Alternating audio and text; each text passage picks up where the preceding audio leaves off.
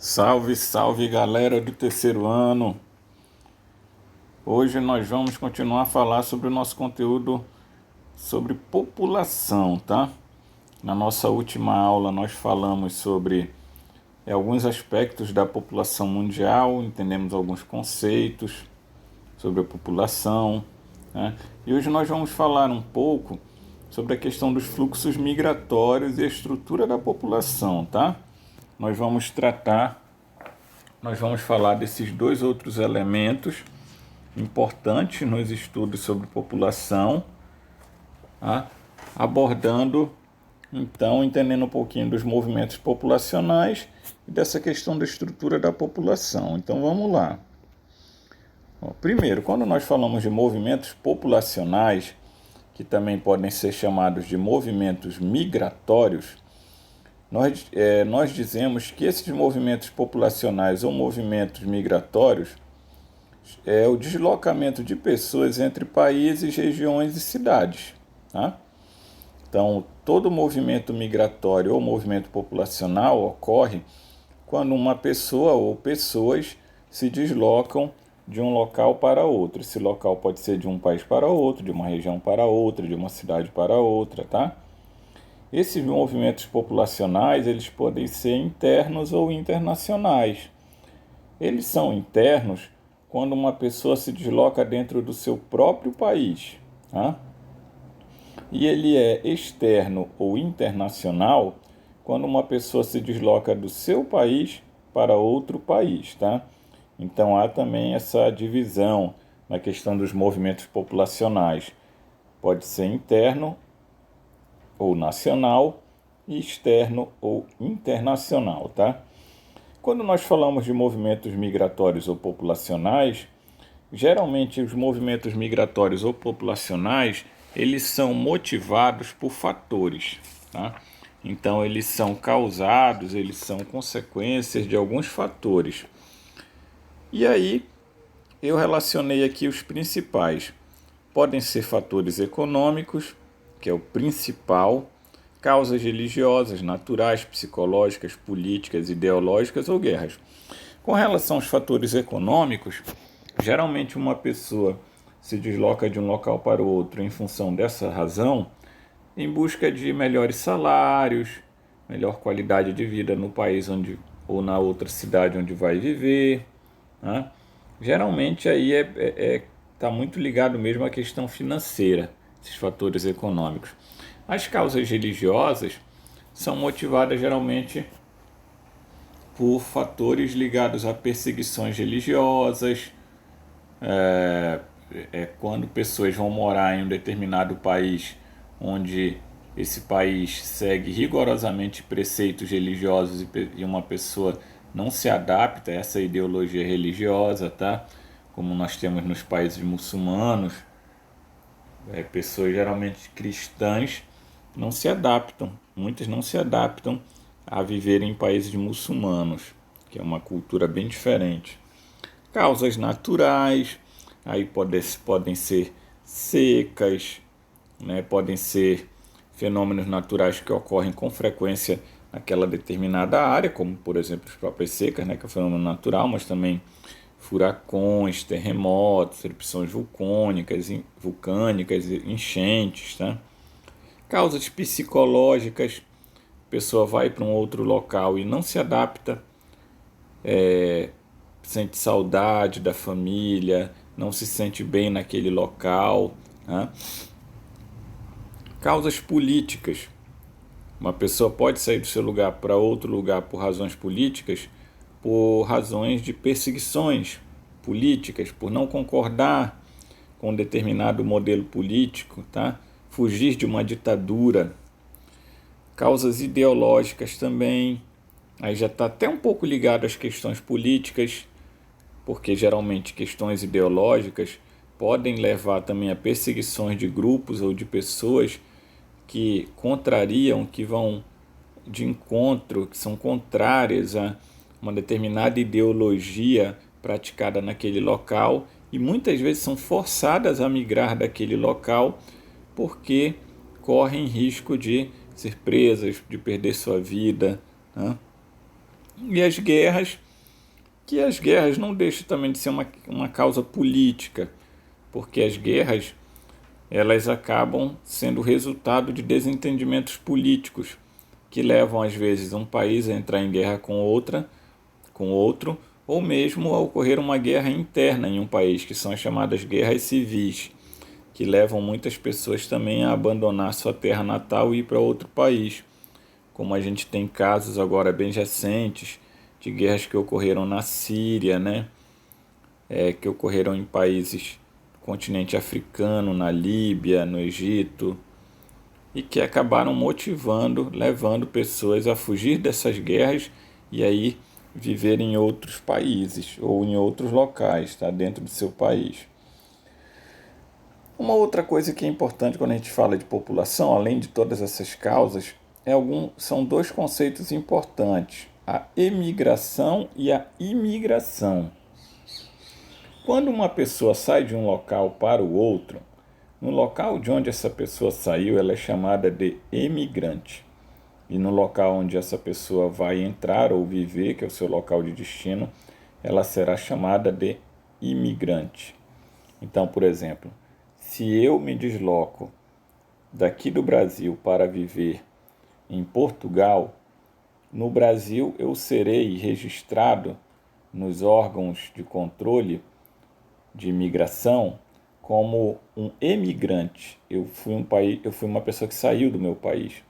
Mas já lá em Portugal, eu serei registrado como um imigrante, né? Então, o emigrante é aquela pessoa que sai do seu local de origem para viver em outro local. E o imigrante é aquela pessoa que entra num outro local de destino para viver, tá? Então, tem esses conceitos aí. Quando a gente fala também de movimentos populacionais, existem dois outros conceitos, que é a questão da atração e da repulsão. Existem locais que são locais de repulsão populacional.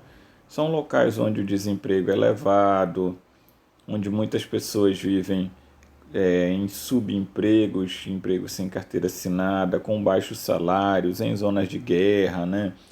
Áreas onde ocorrem constantes fenômenos naturais que causam grande destruição. Então, esses locais são locais de repulsão.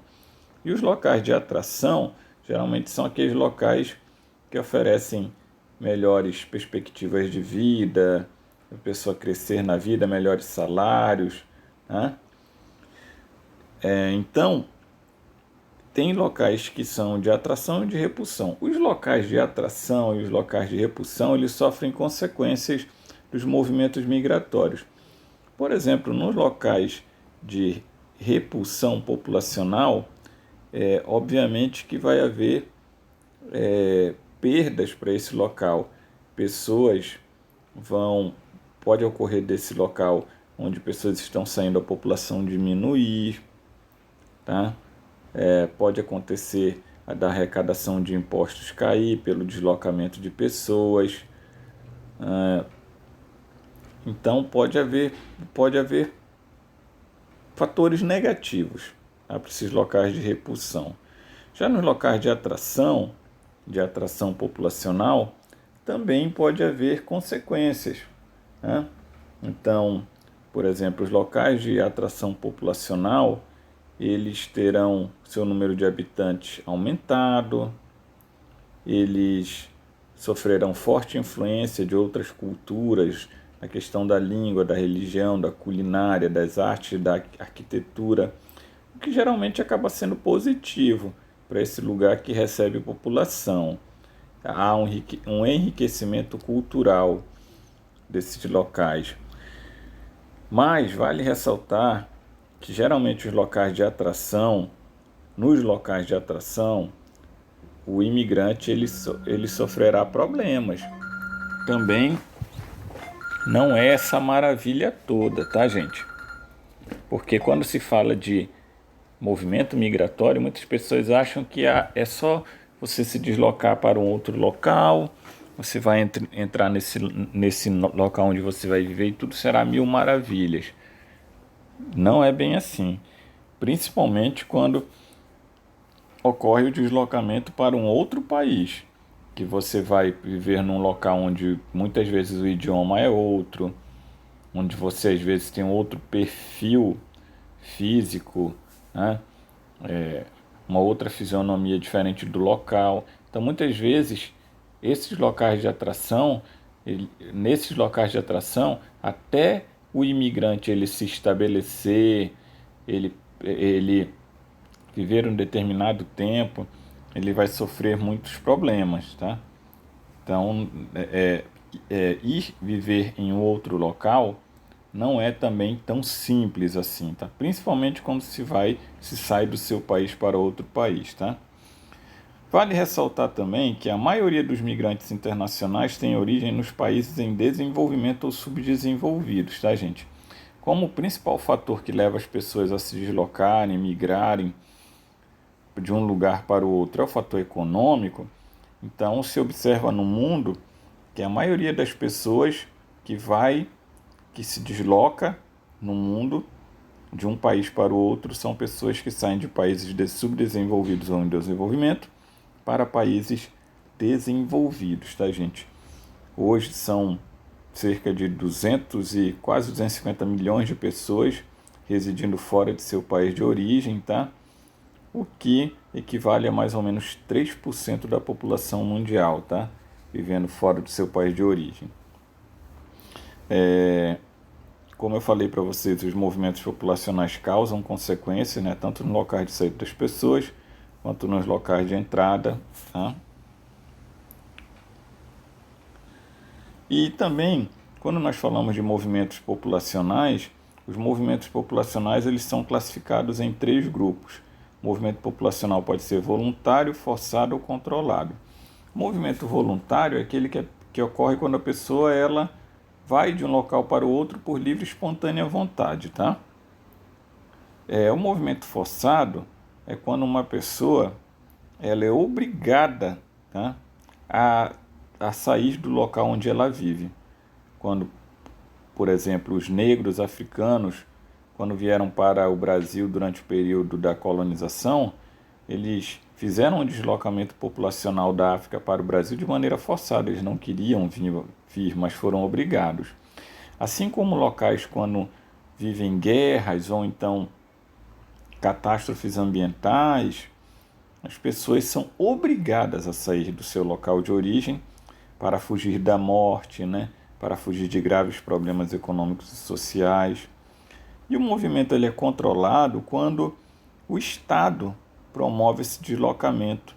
Geralmente quando o Estado pretende elevar o povoamento de uma região, aí ele cria mecanismos para atrair a população para esse local que quer promover uma maior habitação, uma maior ocupação, né? Então, quando esse movimento controlado é quando o Estado ele controla o processo migratório através de mecanismos, de métodos, tá? de estratégias, né, gente? Bom,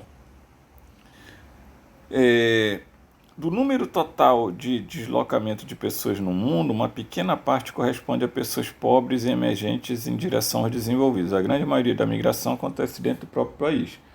Por incrível que pareça, a gente imagina, né, quando a gente fala de movimento populacional, que a maioria das pessoas realizam esses movimentos populacionais de um país para o outro, mas não. A maioria das pessoas que se desloca de um local para o outro se desloca dentro do seu próprio país, tá, gente? Até porque se deslocar de um país para o outro não é barato, não é fácil, né? Então, muitas pessoas se deslocam primeiro dentro do seu país de origem. Isso ocorre muito aqui dentro do nosso país, que é um país continental. Muitas pessoas saem da região norte, vão para a região sudeste, que tem maiores oportunidades de emprego e melhor desenvolvimento econômico e social. Muitas pessoas do nordeste, ou muitas pessoas saem do sudeste e do sul para cá, para a nossa região, em busca de mais terras, de explorar riquezas, desenvolver atividades agropecuárias, tá? Então, às vezes nós nos enganamos com relação a esses movimentos populacionais.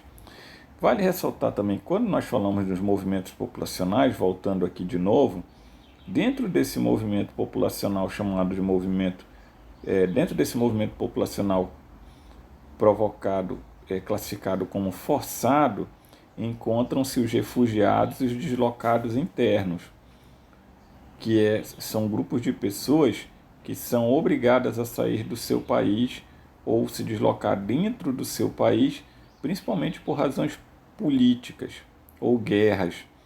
Qual é a diferença do refugiado para o deslocado interno?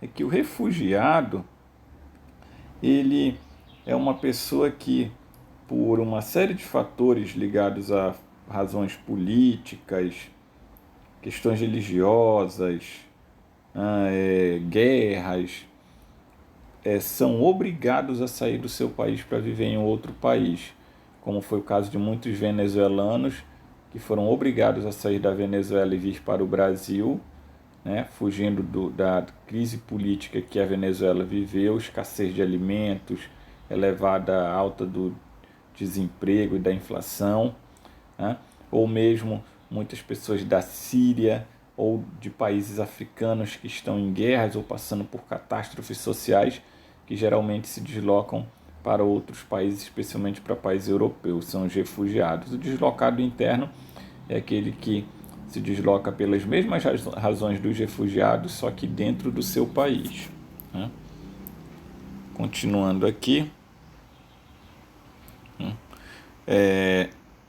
o acelerado crescimento demográfico em países pobres e a diminuição no ritmo de crescimento nos países subdesenvolvidos, ficou um pouquinho difícil de entender aqui, né? Esse slide vem levando ao aumento do fluxo de migrantes no mundo, tá, gente? Nas últimas décadas, houve um aumento do desemprego no mundo inteiro, mas afetou principalmente os países mais pobres do mundo. Muitas guerras também em países pobres. Isso levou a um aumento do fluxo de migrantes no mundo, como a gente pode ver aqui nesses números apresentados, tá? Migração interna em 2009, pessoas que se deslocaram dentro do seu próprio país, cerca de 740 milhões de pessoas. E a migração internacional, pessoas que saíram do seu país para o outro, cerca de 232 milhões de pessoas, né? Aqui, os locais que receberam a maior quantidade de imigrantes, os Estados Unidos foi o país que mais recebeu imigrantes. Aí depois nós temos aqui a Alemanha, a Rússia, a Arábia Saudita, Reino Unido, Emirados Árabes Unidos, né? Aí a gente tem a França, a Austrália, a Espanha, né? Canadá. Então esses países foram os que mais receberam imigrantes internacionais. Aqui no Brasil, segundo dados divulgados pelo IBGE, revelaram que os maiores percentuais da população não natural em relação à população total foram encontradas nas regiões centro-oeste e norte do país.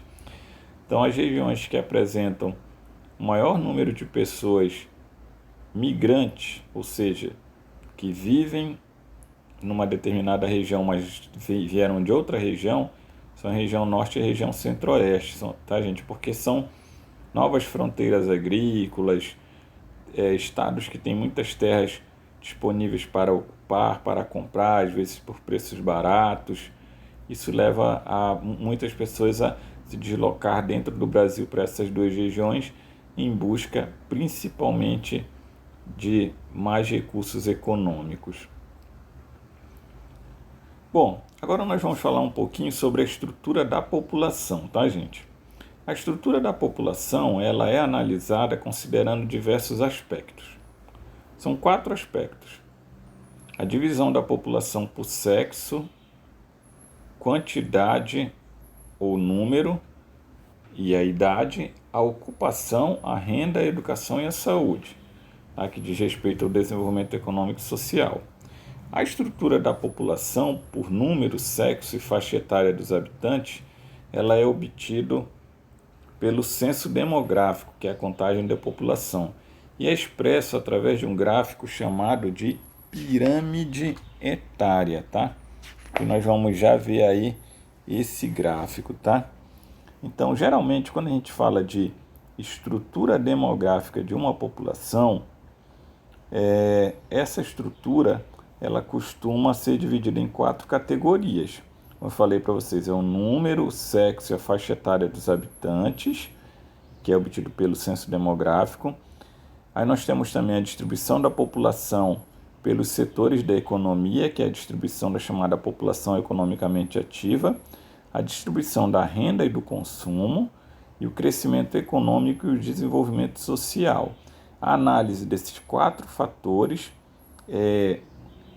nos é capaz de determinar como é a estrutura da população de um país, tá? E o principal mecanismo para entender a estrutura de um país é entender a distribuição da população por número, sexo e faixa etária, que é expresso através do gráfico chamado pirâmide etária, que nós vamos já ver.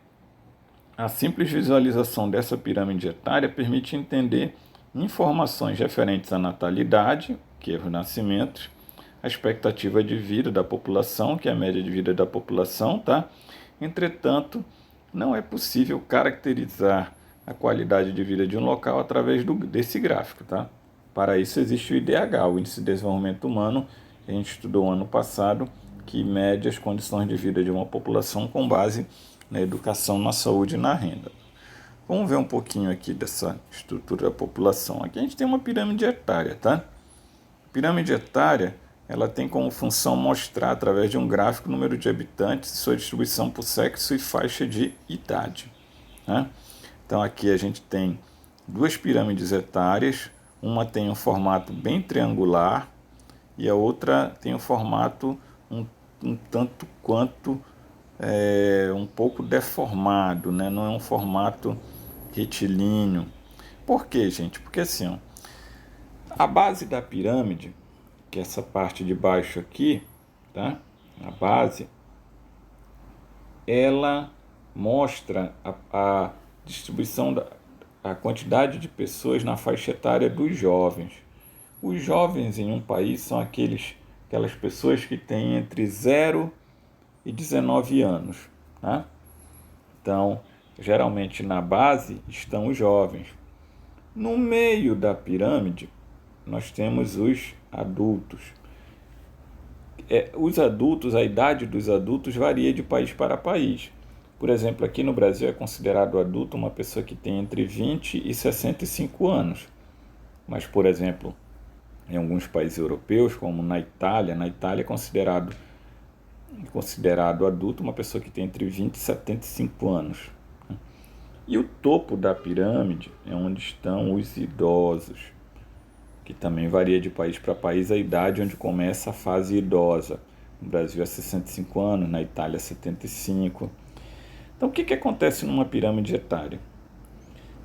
Pirâmides que têm a base, né, aqui a base, a parte de baixo, largas, e o topo estreito, são pirâmides de países subdesenvolvidos ou em desenvolvimento, né? Porque nos países subdesenvolvidos ou em desenvolvimento, o número de jovens na população é alto, porque em geral há muitas pessoas pobres, desinformadas, né, com baixa escolaridade, que acabam tendo muitos filhos, como é o caso dos países africanos, quase todos, alguns da Ásia. Já pirâmides onde a base não é tão larga, mas o meio é mais largo e o topo também, o que demonstra uma menor quantidade de jovens e uma maior quantidade de pessoas na fase adulta e na fase idosa, são pirâmides de países desenvolvidos, né? Nos países desenvolvidos, como nós vimos na aula passada, os casais têm menos filhos, né? Então, o número de jovens na sociedade é menor. Em contrapartida, esses países onde os casais têm menos filhos são países onde a população está envelhecendo. Aí o número de adultos é maior e o de idosos também. Por exemplo, Portugal. Portugal é um país onde 24% da população se encontra na fase idosa, 1/4 da população praticamente. Hoje no Brasil é em torno de 12%. Então, aqui a gente tem 2 pirâmides bem distintas. Uma pirâmide de um país menos desenvolvido, subdesenvolvido ou em desenvolvimento, e uma pirâmide de um país mais desenvolvido ou um país desenvolvido, né? Também na pirâmide, e aqui a gente tem no meio da pirâmide esses números que são as faixas de idade, tá? Cada barrinha dessa equivale a uma faixa de 5 anos de idade. Então, se vocês verem aí, começa em 0, de 0 a 4, de 6 a 9, de 10 a 14, e assim vai, tá? O lado direito da pirâmide representa as mulheres, e o lado esquerdo da pirâmide, que a gente vê em laranja, representa os homens. Então, na pirâmide etária, a gente pode observar a divisão da população pelo sexo, pelas faixas de idade ou faixa etária e também a quantidade. Então, por exemplo, a gente pode observar, por exemplo, na pirâmide dos países desenvolvidos, que nesses países há muito mais adultos e idosos e menos jovens. Já na pirâmide bem triangular de um país subdesenvolvido, há mais jovens, aí os adultos vão diminuindo e tem poucos idosos, tá? Então, essa pirâmide, a pirâmide etária, esse gráfico, ele nos mostra mais ou menos um perfil da população, tá? Agora, falando um pouco sobre a população economicamente ativa, assim, gente, o Brasil é um país que está passando por um processo de transição, né? Porque assim, gente, quando nós falamos de pirâmide etária, já esquecendo de falar isso, os países eles podem ser classificados em países jovens ou países maduros, ou ainda países em processo de envelhecimento. Essa primeira pirâmide etária é a pirâmide etária de um país jovem. Todos os países subdesenvolvidos são países jovens, onde a maioria da população é jovem. Os países desenvolvidos são países de populações maduras ou populações envelhecidas, né? O Brasil, como nós vamos ver mais para frente, é um país que está numa fase de transição.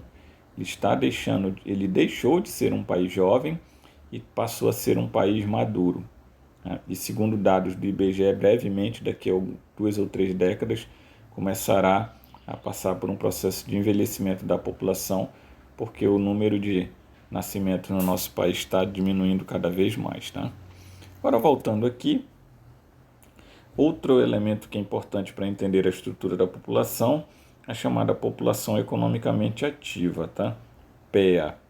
A PEA, ou população economicamente ativa, é a parcela da população que está empregada ou em busca de uma vaga no mercado de trabalho.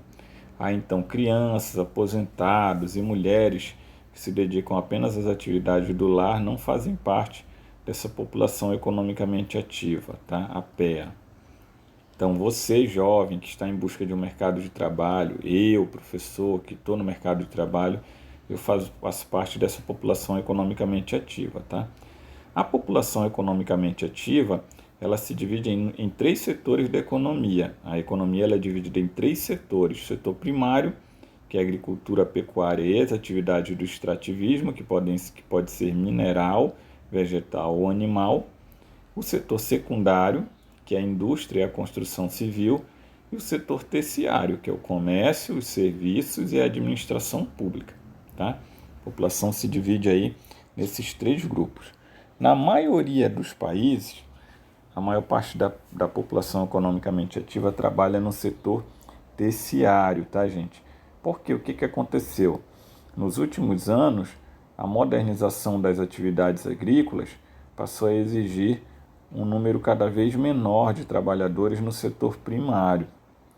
No setor secundário, a mesma coisa, a automatização dos processos produtivos, a robotização, o uso cada vez maior então de máquinas, levou também a uma redução gradual dos postos de trabalho nesse setor, no secundário, né? E o setor terciário é basicamente o setor em que ainda se emprega muita mão de obra humana, nas atividades comerciais, nas atividades do setor de serviços, na administração pública, tá? Então, hoje no mundo, a maioria das pessoas ocupa esse setor, tá? Outra coisa, quando nós falamos também de distribuição de estrutura da população, é a distribuição da renda. Hoje, no mundo a gente percebe uma distribuição da renda que é muito ruim na maioria dos países, porque a maioria dos países se encontra no grupo dos países subdesenvolvidos. E é necessário para os governos, quando vão estudar a sua população, entender a distribuição da renda. Se há muitas pessoas pobres, o nível de renda das pessoas, para que haja uma melhor aplicação do planejamento governamental na área da educação, da saúde, da habitação, do transporte, tá? Para atender a essas demandas, principalmente as pessoas mais pobres. Na grande maioria dos países, há então essa concentração dos rendimentos nas mãos de uma pequena parcela da população, como ocorre nos países subdesenvolvidos ou em desenvolvimento. Já nos desenvolvidos, a renda ela é mais bem distribuída, gente. Geralmente nos países subdesenvolvidos a renda ela é pior distribuída, ela não se encontra numa situação muito boa por dois fatores. O primeiro, o sistema tributário. Geralmente os impostos são cobrados da mesma maneira para ricos e pobres, mas pesam mais para os pobres.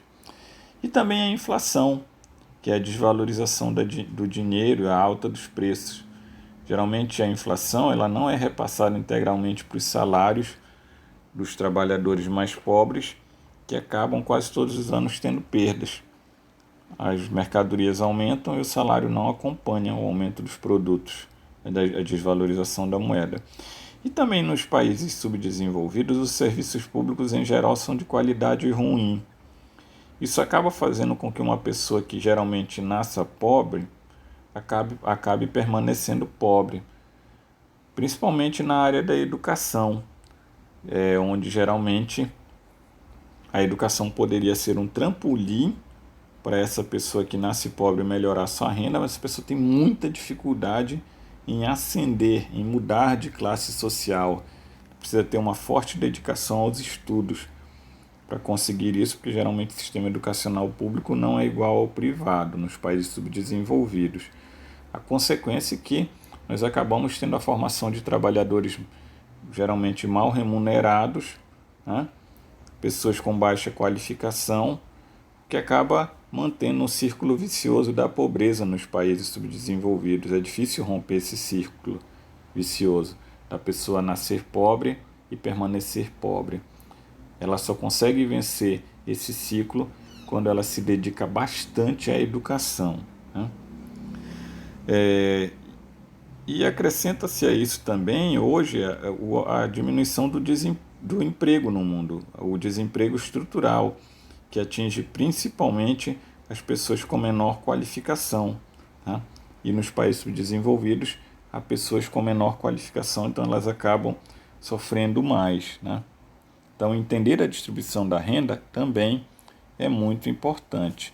E outro fator para entender a estrutura da população é o crescimento e desenvolvimento econômico e social, tá? O desenvolvimento de novas tecnologias aplicadas à produção agrícola e industrial e às atividades terciárias são responsáveis pelo crescimento do PIB mundial, o Produto Interno Bruto Mundial, tá?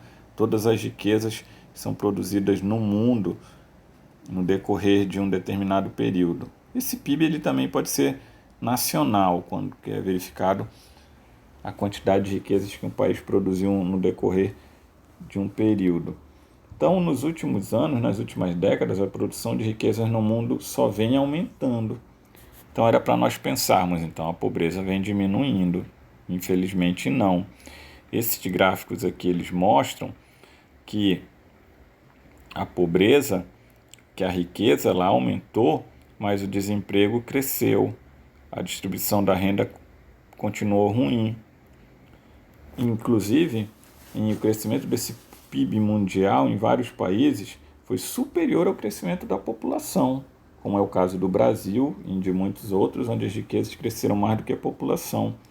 Entretanto, essa riqueza ela ficou concentrada nas mãos das pessoas mais ricas. Isso pouco beneficiou os habitantes dessas regiões mais pobres do planeta.